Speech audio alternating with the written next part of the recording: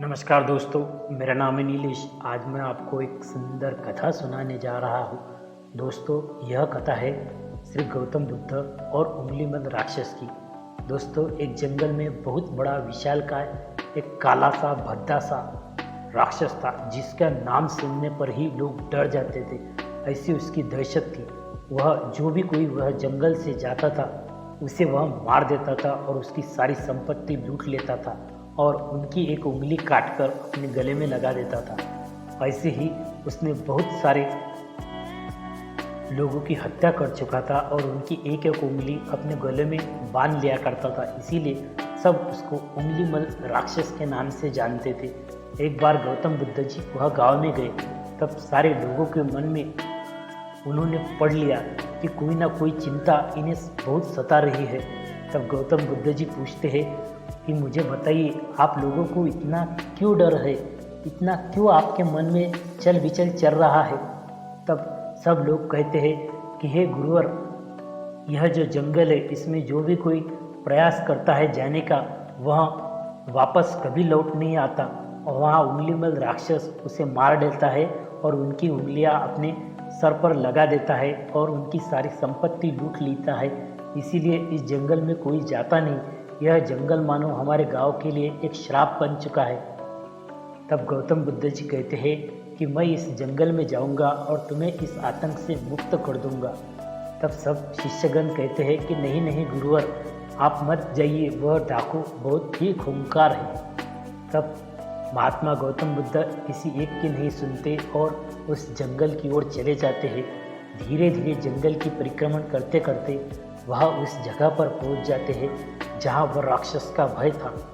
गौतम बुद्ध सीधे सीधे ही चले जाते हैं। तब वह राक्षस कहता है, हे रुक जा, कहाँ जा रहा है। लेकिन गौतम बुद्ध उसकी एक भी आवाज़ नहीं सुनते हैं और धीरे धीरे अपने मार्गक्रमण पर चलते ही जाते हैं। लेकिन तभी वह उंगलीमल डाकू बहुत जोर से चिल्लाता है कि अरे तू सुन क्यों नहीं रहा, मैं उंगलीमल डाकू हूँ जो एक ही सर वार में 10 के सर काट सकता हूँ।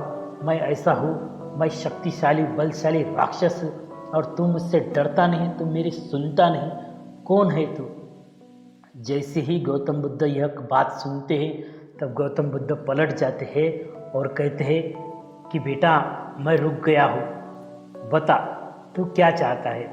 तब उंगलीमल डाकू कहता है कि मैं क्या चाहता हूँ, मैं एक ही वार में 10 लोगों की हत्या कर सकता हूँ। मेरे पास इतनी संपत्ति है कि मैं आपको गिना नहीं सकता। मैं हर एक आदमी को यहाँ मार डालता हूँ और उनकी जो उंगलियाँ हैं अपने सर में गले के लटका कर घूमता हूँ। इसीलिए मेरा नाम उंगलीमल राक्षस के नाम से मुझे जानते हैं और तू मुझे थोड़ा सा भी डर नहीं रहा। आखिर क्या है तुझमें। तब गौतम बुद्ध जी कहते हैं कि बेटा, मैं तो रुक गया हूँ, लेकिन तू कब रुकेगा। तब वह साधु जोर जोर से हंसता है कि अरे मैं तो ठहरा ही हूँ, लोग मेरे डर से कांपते हैं, लेकिन तू मुझसे डर ही नहीं रहा। आखिर क्या बात है ऐसी तुझमें। तब महात्मा गौतम बुद्ध कहते हैं कि उंगलीमल डाकू, तू राक्षस ही सही, लेकिन तू जो कर सकता है वो कोई नहीं कर सकता।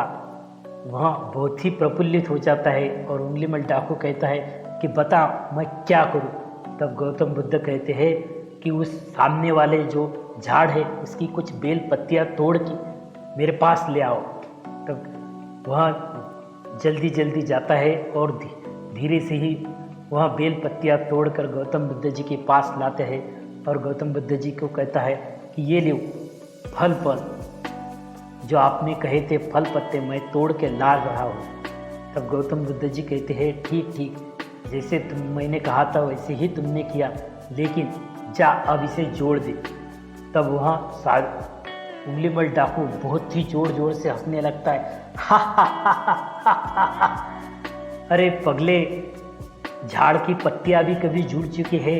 तब गौतम बुद्ध जी कहते हैं मैं यही तो बालक तुम्हें समझाना चाहता हूँ कि जब तुम्हें तोड़ने का अधिकार ही किसने नहीं दिया तो मारने का अधिकार तुम्हें किसने दिया। जब तुम जोड़ नहीं सकते तो तुम किस अधिकार से तोड़ सकते हो। यह सुनते ही उंगलीमल की आंखों में आंसू आ गए और उंगलीमल डाकू गौतम बुद्ध जी को शरण चला गया और वहाँ से उसने सब अपने काले धंधे छोड़ दिए और हत्याएं करना छोड़ दिया और साधु संत के संगत में रहकर साधु बन गया। दोस्तों, इस कहानी से हमें पता चलता है कि आदमी कितना भी कठोर क्यों ना हो, वह धर्म के मार्ग पर चला तो वह संत बनकर जरूर ही रहता है। Thank you. हमारी यह कथा आपको अच्छी लगे तो हमारे चैनल को लाइक कीजिए, शेयर कीजिए और बेल आइकन दबाकर सब्सक्राइब कीजिए ताकि हमारी जो भी आने वाली वीडियोज़ है वो आपको तक सरलता से पहुंच जाए। तब तक के लिए शुक्रिया। आबाद रहिए, सुरक्षित रहिए।